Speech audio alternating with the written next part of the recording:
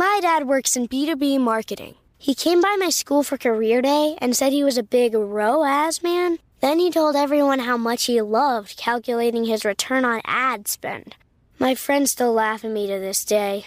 Not everyone gets B2B, but with LinkedIn, you'll be able to reach people who do. Get a $100 credit on your next ad campaign. Go to linkedin.com/results to claim your credit. That's linkedin.com/results. Terms and conditions apply. LinkedIn, the place to be, to be. At Sierra, discover great deals on top brand workout gear, like high-quality walking shoes, which might lead to another discovery. 40,000 steps, baby. Who's on top now, Karen? You've taken the office step challenge a step too far. Don't worry, though. Sierra also has yoga gear. It might be a good place to find your zen. Discover top brands at unexpectedly low prices. Sierra, let's get moving.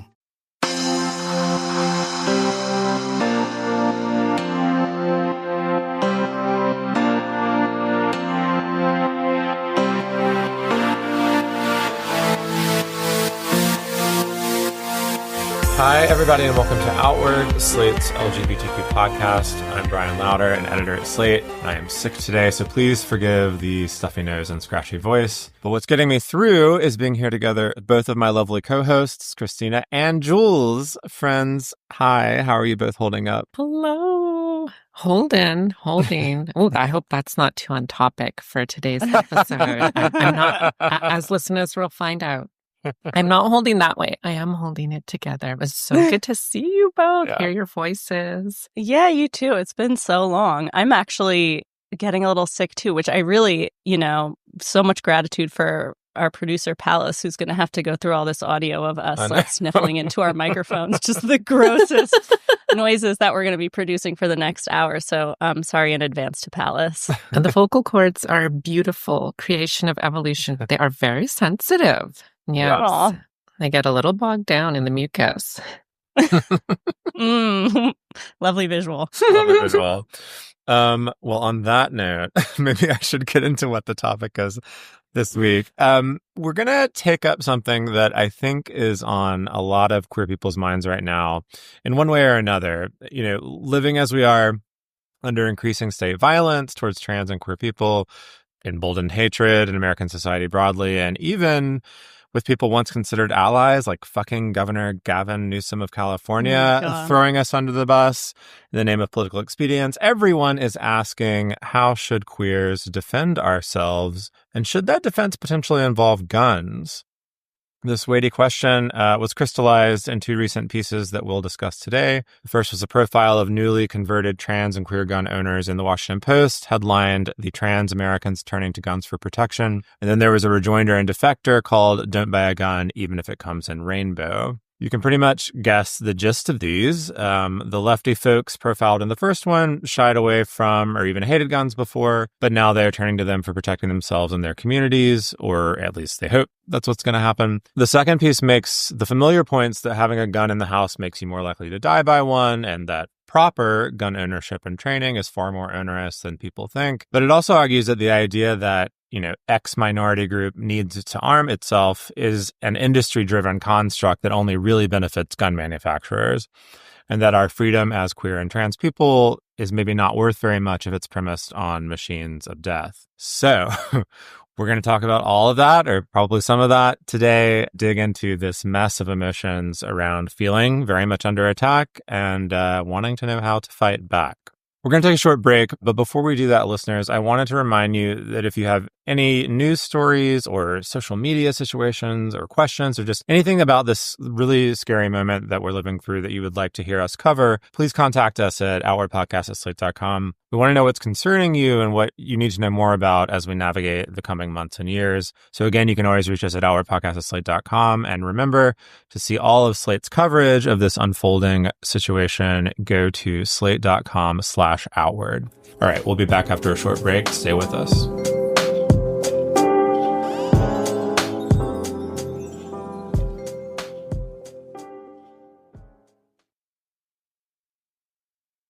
Oh, Outward listeners, here's some scoop for you. So what is it, you ask? It's that Discover is accepted at 99% of places that take credit cards nationwide.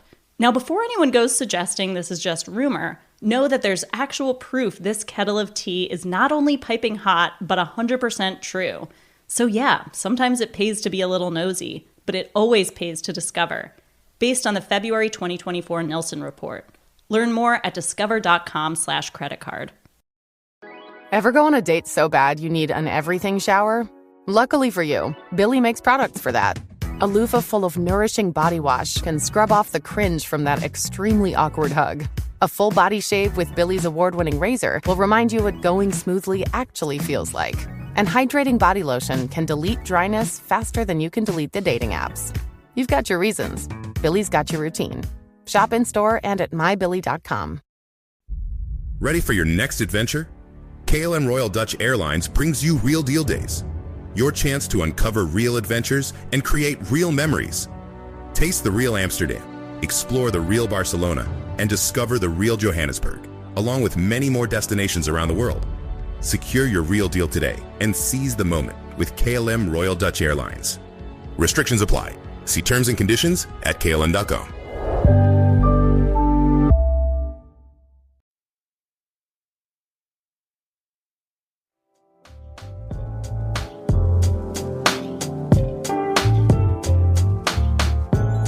All right, we're back and about to dive into our topic of queers and firearms. I just want to start with a little disclaimer, which is that, there's really no good data on how many trans and queer people are starting to take up arms right now. I mean, for one thing, it's too early to notice any kind of trend line in gun ownership. Also, the government doesn't collect data, thank God, on whether the people buying firearms are queer. That's not the kind of list you would really want to be out there. No, not at all. But anecdotally, from my own life, and also with confirmation from several firearm groups that the Washington Post contacted, it's clear that there has been at least some measurable increase in interest in gun ownership or training among LGBTQ people in recent months. So with that said, the first thing I would love to hear from you guys is, aside from this coverage in media outlets, and the pieces that Bryan mentioned, how much have you independently been thinking about your personal safety or community safety in this moment? Yeah, I'm so glad that's the starting point for this conversation, because I feel like as both as myself and as someone who's a professional observer of American history and politics, I feel like there's a lot of fearful soul searching and kind of anxious scrambling right now to try and, draw a frame around things that are unfolding, that are very aggressive politically, rhetorically, but also difficult to track. Things are fragmented. The nature of United States government, I guess the system is it's very fragmented and it's very hard to know what's going on. The legal system, and all of these sorts of old status quo kind of liberal frames of reference have been crumbling for years. And I think, so I think in that context, I have a lot of sympathy for the desire to draw a line around concepts and know something. What is dangerous? Who's in danger? What is the danger? What's the attack? What's the threat? And what does defense look like, or what is safety? But I think for the same reason, it's such a good time to be a little self-critical about that. I think that, the way that the state works and what state violence has been historically in the United States, it is relatively rarely like a government agent coming to your door with a weapon. That's not really what's going on. I think part of the fear response I've seen, especially, I think from certain class segment of trans folks, is feeling very scared that something new is happening, something unprecedented is happening, and something targeting them specifically, and feeling experiencing kind of fear or danger as an individual feeling that you're sort of imagining connects you to all these other people. But so often I think that sort of rendering of danger actually ignores the reality. There's a whole group of, for instance, trans women who've been living in a situation of extreme structural danger for 60 or 70 years, and that just doesn't really register, right? And so I don't know, there's something about to me in this moment, I've been trying to think a lot about this when I've been speaking on or teaching or talking about executive orders in particular. It's yes, when the office of the president publishes really incendiary language that is targeting you rhetorically, right? And is spreading kind of like, it's just like cranking up the volume and is definitely like stoking rhetorically a kind of violent imagination, right? That's very scary. But how do you know the difference between that and like an actual material effect? And when do you know? And how much does the rhetoric distract from? So I don't know. I mean, I'm still in the like, it's early days, kind of feeling. I'm not sure that I feel that there's been some kind of categorical shift in danger, except in the sense that like the state is like largely responsible for mediating most of the structures that actually are dangerous to people in everyday life. But most of those are quite impersonal. It's like the welfare system. Right. It's healthcare funding, right? It's the immigration system. I mean, if we want to talk about danger, right? It's like what is happening in federal prisons, but also what's happening in terms of immigrant detention. Those are places where some of the most horrifying violence, physical, emotional, sexual, that is already happening, but that has already been happening for a really long time. And so I don't know, I guess coming into this moment, like I understand I want to recognize people's genuine fear. I don't think it's wrong to be fearful. Of course, you can't, argue with emotions, but I also feel like it's such a poignant moment to reflect on like, actually, could we slow down and think about who is in danger? What community? What people? What danger? Who's doing the danger? I just think that this is such an important moment to be really clear about that. I don't know. I hope that doesn't sound too philosophical, but it's really been on my mind the last few weeks. No, Jules, I don't think so. I'll answer Christina's question first, sort of just about my personal life, but then I actually wanted to pick up on the thread that you're on there. I think my immediate family, by which I mean my two partners and I, are definitely worried. But, we're white gay men, right? So like, as you were just saying, who's actually in danger? I don't think that it is that we're anywhere near the top of the list currently. And so what we are looking at is more like the tools that middle-class white gay men worry about, right? Which is like documentation. Like, do we have all of our legal paperwork in place? Which we don't actually, like, especially as a triad. There's a lot that we probably should have done a long time ago that we haven't done. So that's the kind of stuff that we're like prepping for. If you're talking about like preppers, I'm still assuming like a half functional system for the moment, because I think it is still early days. And obviously that is a very different set of concerns from the people that you were just talking about, Jules, right? Like who have far more like immediate and material, I think, threats against them. So I think that's an important distinction to draw. And I would also say, just as a journalist, I've been concerned about my digital presence. Christina and I have talked about this a little bit. Like, I do worry about the kind of work that we do, and if the government decided that like journalists were, an enemy, like that could raise the threat level for me a little bit. So that is something I've thought about.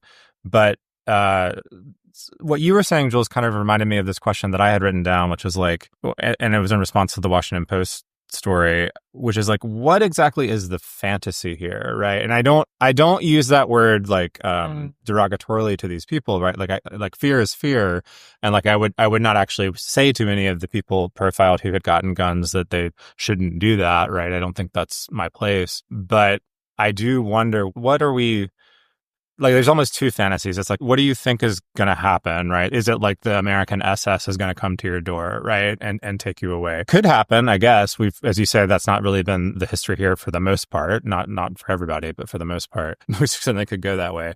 But that's not the case at the moment. And if that did happen, is the fantasy that you would have a shootout with them and win? No, like you wouldn't. No one else would come to your door. Yeah, and right, and no one else would come after that, right? So that, and I really want to underscore, I'm not making fun. I just to me, the fantasy doesn't play out.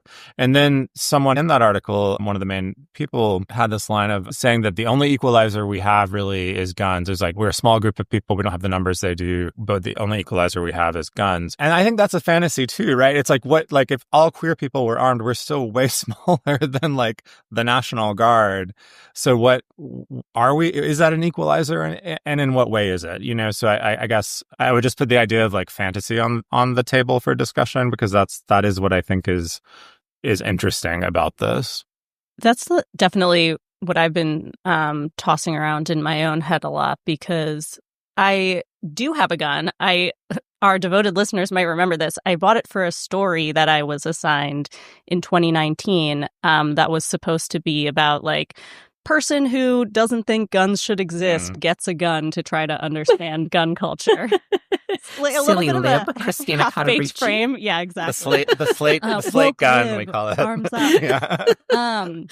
But, that for a variety of reasons, that including the fact that the pandemic happened the very next year, like that never turned into a piece. Yet I still have this gun that Slate paid for. It's, locked in a cabinet. I don't have ammunition in the house, and I completely forget about it until I have reason to open that cabinet. Like, for example, when I was hosting a child's birthday party at my home as a favor to a friend, and a child spilled a drink into that cabinet, and I had to open it to clean it, and all the parents got to see my gun, like the gun case in there, and I had to explain, which was super fun. Anyway, I've been thinking about this because not only do I have a gun, but one of my good friends, who's a Black lesbian who has always been very mistrustful of the state's ability to, provide any security or safety, she already owns a bunch of firearms and has been talking to our friend group about not just about guns, but about like having a go bag, getting your documents in order, like other kind of prepper light ways to just get ready for the unexpected.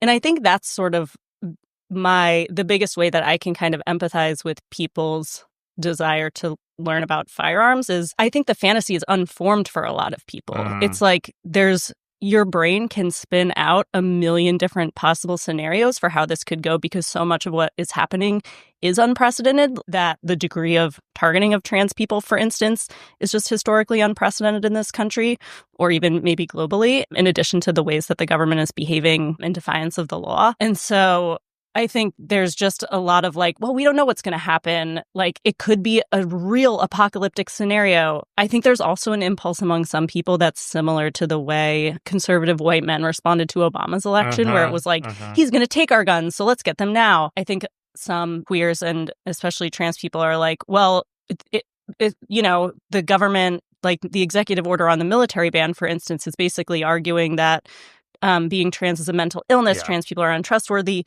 This could all be used to say that trans people can't buy guns, and so better get them now before that ability is taken away. But, for me, I think I may be a little further along the line of this is something I want to know about than you guys, in part because I've always been drawn to learning new things. But also I feel like, one small thing that could make me useful in a worst case scenario would not be to have a gun in my hand and shoot people, but to know how to like empty a gun or deal with a gun that I find somewhere or something like that. Or like, I don't know, if someone else has a gun and someone's shooting at us, like, I don't know, these are all insane scenarios that I also ascribe to crazy right-wingers who like think they need to arm their have an arsenal in their home for a home invasion type thing that just like doesn't really happen. Like, do I actually think I could be useful in a scenario like that? Not now. Do I think I have the time to prepare myself such that I would be? Probably not. But like, I'm feeling very much at a loss in terms of preparing for the unknown. And this is something I already have in my house. And so I'm like, let me, take a course and learn how to use this thing, I guess. I think that brings up a really good point, though, preparing for the unknown. Why is preparing for the unknown a thing individuals have to do on their own? I mean, I think this gets to the core, right, of I think it is at the level of fantasy. So much about politics and nation are at the level of fantasies. And fantasies, by the way, are not necessarily private events. They can be shared. They're part of cultural fabric, right? And so I think this is really important. I think it's there's a very old American, this stuff runs deep, right? Like you're saying, even in the 20th century, but going back into the 19th century, a kind of American penchant. Oh, now I sound like a pretentious person.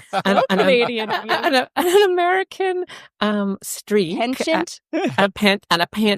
An American streak, right? For imagining rugged individual violence as a check on the state. Yeah. Right. That's just, that is as old as the Republic. It's, by the way, like also a key form of settler violence through which white immigrants have terrorized indigenous peoples for centuries. So, I have feelings about that. But obviously, there's a long history of gun ownership in this sort of defensive posture, this kind of, I think, fantasy of individual sovereignty as the seat of liberty in this country. And it's something reflected, in the country's political traditions. To some extent, it actually, I think, coexists with the state. I think it's a symbiotic fantasy, which is partly why I don't find it very convincing. I also think one thing that we know for certain is that it just causes a lot of violence, and Americans have, had cause to rise up in arms at times, going back to, let's say, well, then Americans isn't the right word. It's more glorious than that. But certainly like, enslaved people's rebellions, abolitionist rebellions, but also then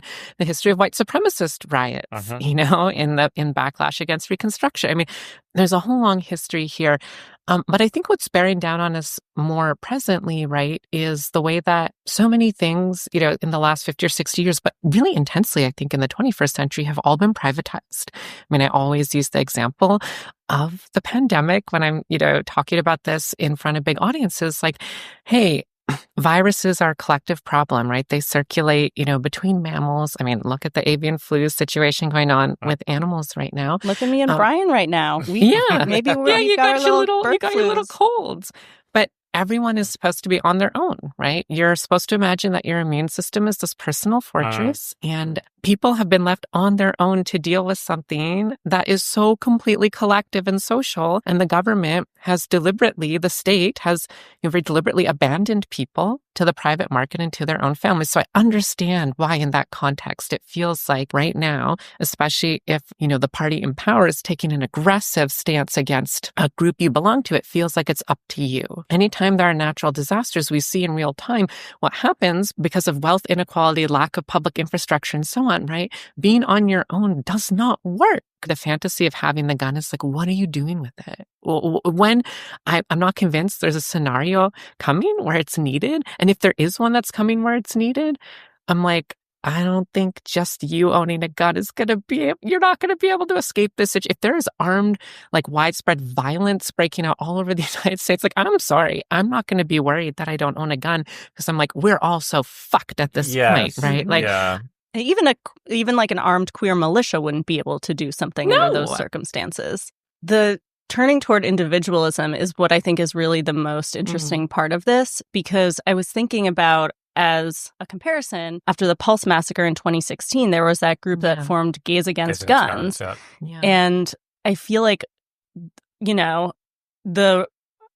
lot of different communities within the LGBTQ community, the reaction to things used to be more collective and values-based, and like more than anything kind of just exhibited a kind of faith that the system would work according to a set of rules, and that like well-meaning activists could maybe apply enough pressure in the right institutional places that things would change.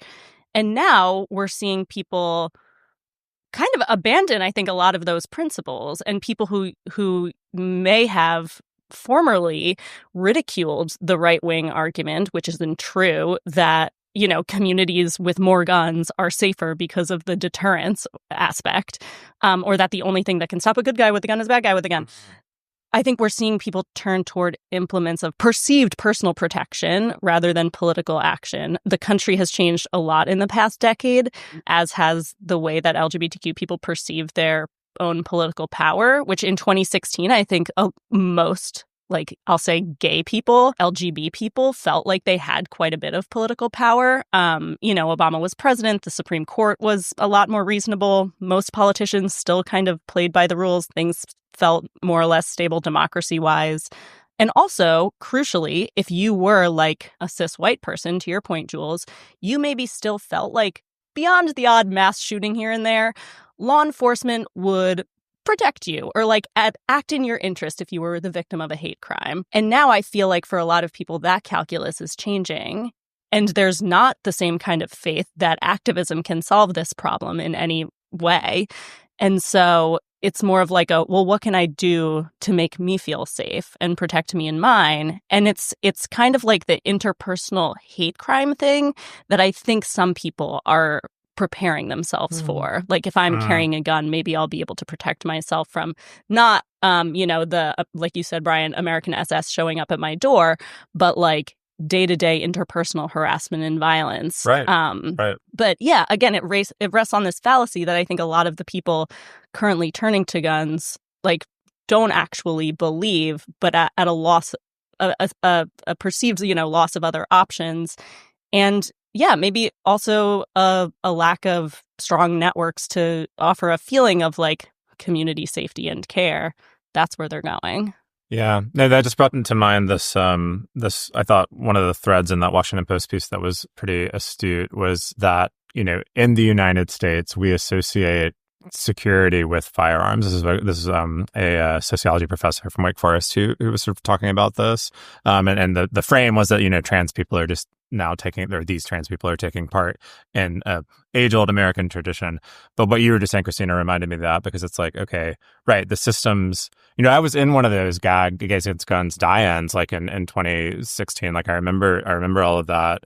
And it did feel like that can make a difference, right? It didn't make any major policy differences, but it did seem like the right thing to do at that moment. And I agree with you.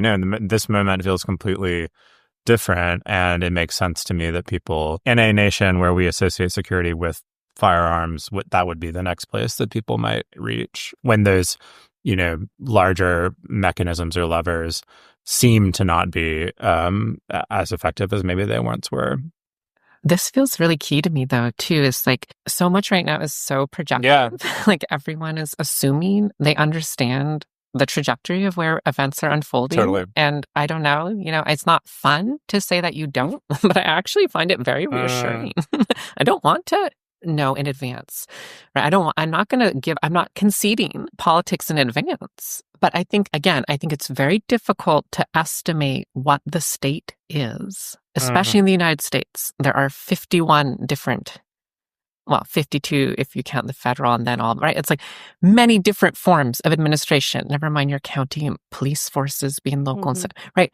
It is not a unified beast, right? That's part of what the conspiratorial anti-government mindset in U.S. history really distorts. The idea that the beast, the government, I'm channeling my X-Files from childhood here, that it's some sort of personified, right, consistent thing with intention. Yes, there's a president who has an agenda. There's people around him. There's a Congress. There's a Supreme Court.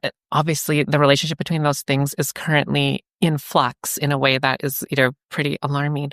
But it's not all operating, like with one heartbeat. And so it can't, like the state is not a person who can decide they're coming for you.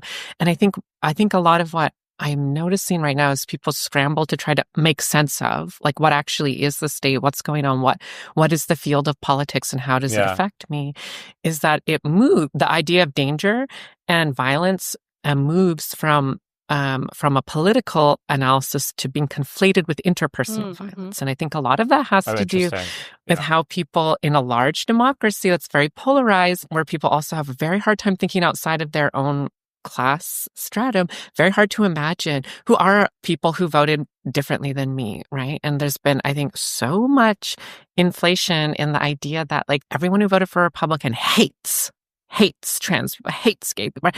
And so I think this feeds these fantasies of interpersonal violence. Like, I don't know, like what kind of interpersonal violence are people expecting? Like there's been plenty of interpersonal violence. I just think like, the kinds of violence that register as spectacular and that scare people, the kinds that would, get covered in the media or circulate online and become the symbol, right? Something has to become the anchor and the symbol that's supposed to show us the threat right now. I'm very critical of what kinds of, especially any interpersonal violence, right? Like, I don't know. I get it. It's like, I'm a 5'11" woman who walks through the world. And you know what? I do understand my transsexual womanhood. One of the reasons I'm so bullish on passing, and I love it, is not just because, I'm a female and it is my divine right. It's because it is my security, honey. I'm not out here trying to get clocked. I don't like this transgender politics that's all about, oh, you don't have to pass or do that. No, like that has been my lifelong project. Hello, I sniffed that shit out when I was 4 years old. It's like I understood that from a young age. That didn't change on January 20th. But I do not have some kind of heightened fear walking down the street. I just think it's in general, right? The problem is when a political analysis swerves into true crime. And I think it's really hard for it not to. Can I ask a clarifying question? Yeah. Are you saying that things were like just as bad before, or that the odds of sort of being targeted are still, if not low, at least not guaranteed, that like you're going to be personally targeted for individual violence? Yeah, I think for interpersonal violence, like the idea of individual violence, like there are threats that greet you when you leave the home. I actually just don't think we know that it's much worse now. And like the kinds of things that I think are actually cranking up danger are not that, right? It's like, right, if you're losing your health insurance and you're losing your job and you're one of the girls and you're going to have to fall back on some of the, the other ways you used to make money before, or you got to pay the bills, you got to pay the rent. That's putting you in a part of, you have to work in a certain part of town on a certain street. That's putting you in more danger, right? Or, the police or all the elements of the security state are coming after you because of the work you do and how you look, not your abstract memory, right? It's like, it's just to me too, right? It's like, I'm a professor. I, go out the door in my business casual and I'm walking to a university campus. I don't look like a student there, right? That's why I'm not, right? I know what part of the city I live and I work in. That's like that my class status, right, is as it is for most Americans of my class, the reason that I don't feel any different, right? And so it's like, I just think it's important to think about those kinds of questions, right? I think, I know firsthand, secondhand, a lot of stories about a lot of girls who are migrants who have been apprehended and are in detention right now. And that I'm very, very scared for what's happening to them in those places. They were very scary before, but they are definitely worse right now than they were like a year ago. And they have been endangered, right? Not just because they're trans women, but because they're Latina, because they're undocumented, because they live in, certain parts of the country. That's so different to me than like, I'm scared when I go, when I'm like, I don't know, going out to a restaurant. Just a Whole Foods, So, I don't know. I'm not trying to be, I hope it doesn't come across as mean. I just think these are like really important moments to think about how our idea of individual safety, which is so much about like surveying this like little kind of bubble around us, to know that actually we are still interconnected to a bunch of other people whose experiences right now are different than us. I think things have gotten worse for some people, but not for everyone across the board. That's, I guess, sort of the difference that I'm interested in. And it seems to me that like gun culture just really cannot answer that, right? In some ways, it seems to me like a refuge from having to deal with that. I don't know. And just like, I will say another thing too, has been on my mind. It's like, get out and talk to some people from other countries. Like, the gays and the girls all throughout Latin America, honey, they've been living under dictatorships and coming in and out of democracy. They have experiences with extreme state violence and interpersonal street-based. Like, I don't know. It's just like we're not starting from scratch here. Like there are things to think about. There are people to talk to. There are people who have been through things that are not hypothetical, right? I mean, there are all sorts of places we can turn, I think, rather than turning to fantasy. Yeah. We're going to take a quick break. And when we come back, I'm going to ask you guys the ultimate question that will put this topic to rest for all time.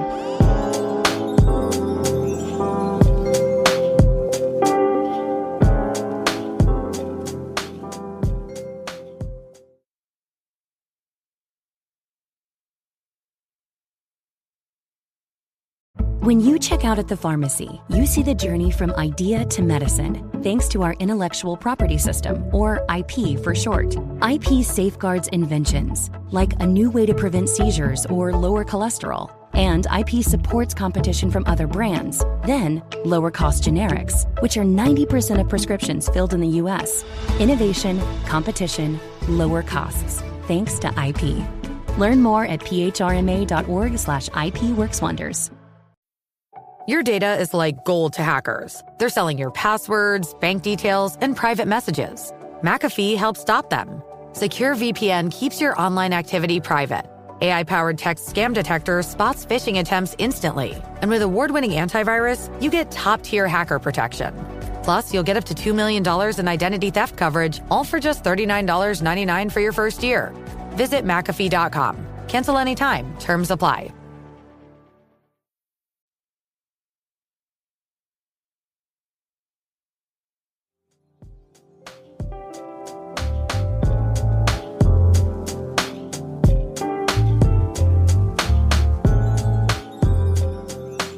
All right, we're back talking about gays and guns, gays and days and firearms. So I want to ask you guys whether you feel like there's, I feel like I know how you're going to answer this, but if you feel like there's any upside to the openness of this is, largely new demographic of people feeling like it, an impetus to learn about firearms. And when I was thinking about this, and reading the Washington Post piece, or actually looking at the pictures, I saw something that I found really troubling, which was the main subject of the profile. She is sitting in her living room, with a couple trans friends and a lesbian, I think, and showing them how to use a gun, giving them basic firearm safety trainings. And in the picture, she has her finger inside the trigger guard. It actually appears to be on the trigger. Which you are never supposed to do unless you're about to fire. Even if the gun is unloaded, they actually have a name for it. It's called trigger discipline. And it's like the muscle memory that you're supposed to develop to keep your finger on the side of the gun and not put it within that little metal loop until you're literally about to shoot it at something. She even says this in the piece. Like, there's a quote from her being like, you never put your finger on the trigger until you're ready to shoot. But then she's doing it in the photo. So you're ready to destroy something, I think was the word that was used. Extremely visceral. Yeah. And I'm like, this kind of encapsulates for me why I don't think this is sort of a neutral or positive development. I think it's actually makes us more at risk and more in danger. Because we're going to be having a lot of amateurs, I think, thinking they know a lot about guns, or maybe, taking the easy route, which is if you have money, just like buying one and taking maybe the little course to get yourself certified. And then that's it, because people are busy. Depending on your state and whatever, And then we're going to have a whole bunch of new gun owners thinking they know what to do, showing up with guns at places where other queer people are. Like, I'm thinking about Pride coming up. And I imagine that what some of these people think they're going to do, and again, we don't know how many people are actually buying guns, but is like protecting the community against, I don't know, counter protesters or a wannabe mass shooter who shows up to a Pride event or a community gathering or something. But what actually happens is when you have, and we've all seen confrontations happen between whatever celebrants and protesters, or protesters and counter protesters, that can get physical. And if one or both of those people have a firearm, all of a sudden we're like in the makings of a mass casualty event. So, even though, like I said at the beginning of the episode, like a lot of empathy for people feeling unsafe in this moment, and also a little bit of the feeling myself of like, I should actually just know my way around a firearm, even if I never want to use one or carry one. I'm actually a little worried about what it means to enable this kind of interest among a community that also has higher risks of suicidality, and what that means for people having firearms in their homes. It's such a interesting question, Christina. One of the things that the Defector piece did well was make this point that you're touching on, which was that it takes quite a lot of investment, time, training, money, discipline to actually become a, quote unquote, responsible gun owner, right? And I actually do think that's a possible thing to be. Like, I was raised around guns in the South. Like, I'm not afraid of guns. I was a Boy Scout. I had rifle training. Like, I think guns can be fine. But all of the culture that I was in did really require a lot of seriousness about it. It wasn't something that you just picked up at the wall at that time anyway. And at least in my milieu, it was not something that you picked up at the Walmart and just, suddenly were popping off with.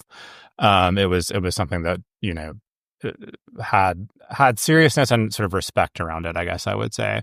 That is all to say that I share your fear of 3 people at the Pride party, gay bar, and there's an assailant, and then everybody's getting shot. That's the point that you always hear is like, if there are 2 guns, it's 2 guns. Like it's not in a crowd. It like doesn't really matter. I don't want other queers thinking they're going to protect me with guns. Actually, I'll put it that way. I don't like that framework. I know I've been sitting here being miss aggregate, miss statistic, right? Because the gun fantasy is very much about you, Miss Main Character. But if we look in the aggregate, I'll tell you what, having all these guns is going to do for trans women. It will kill some of them.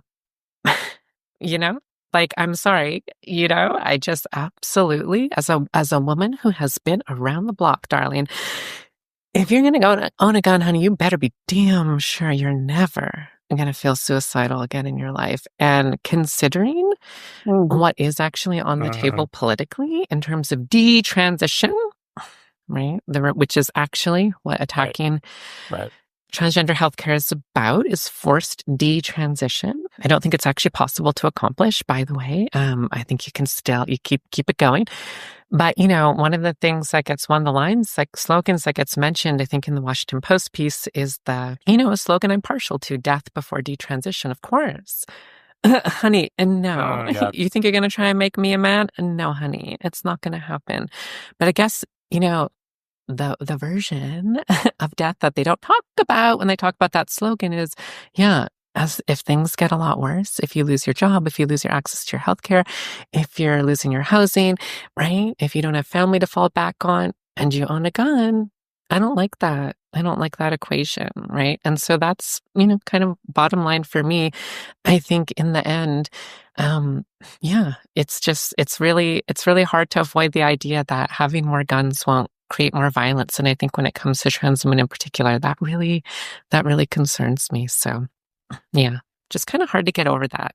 You know, I really don't want more girls to die, and certainly not in this way. And you have to imagine that kind of collateral damage is priced into the most far right elements in the governing party who are imagining and engaged in their own fantasy about a world without trans women. Right. Which again, that fantasy doesn't need to come true for it to cause a lot of damage. And I just don't see why we should help those people to realize their sick fantasies by getting trapped in some of our own.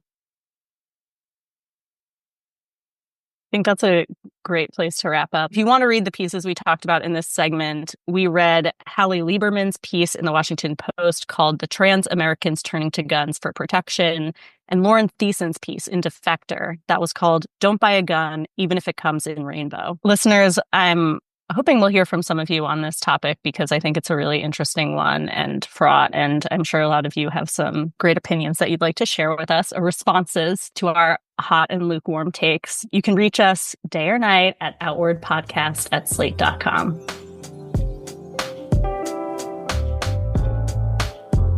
All right, that is it for the main show today, but there's always more Outward over in the Slate Plus feed. This week, we've got a round of Pride and Provocations coming for you.